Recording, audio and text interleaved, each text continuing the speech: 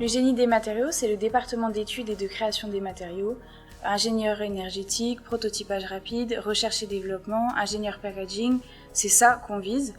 Déterminer, analyser ou créer les matériaux spécifiques à chaque application, des batteries de nos smartphones au revêtement des navettes spatiales, c'est nous. En SGM, on bosse sur des vrais projets industriels et ça, c'est vraiment un atout. À l'UT de Nîmes, on développe nos compétences. Savoir faire les choses, c'est ça qui est important.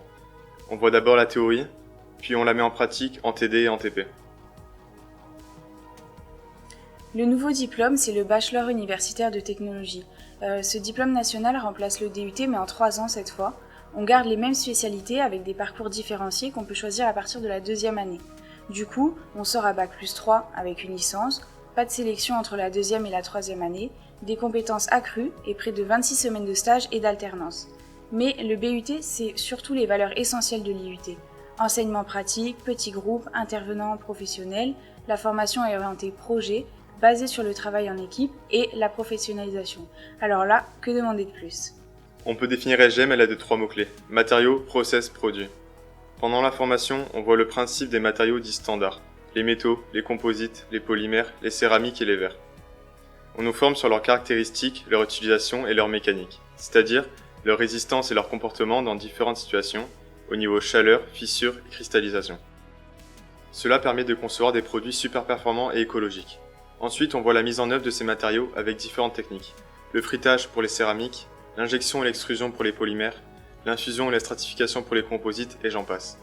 Pour comprendre comment le procédé de fabrication change la structure du matériau, il faut faire beaucoup de physique et de chimie. Mais ça nous aide à comprendre le monde dans lequel on travaille. Par exemple, pourquoi les polymères deviennent blancs quand on les plie ?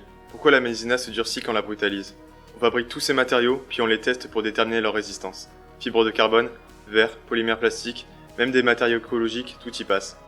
On est là pour des pros, non ?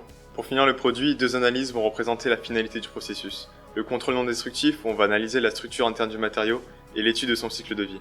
Notre objectif à ce stade, c'est d'être autonome face à un projet industriel complet. On a tous plein de mises en situation toute l'année avec des industriels, c'est hyper intéressant. Pour mon projet, je travaille sur un matériau polymère à mémoire de forme. L'industriel veut fabriquer ses pièces avec une imprimante 3D et il faut que je trouve la bonne composition et les bons paramètres de fabrication.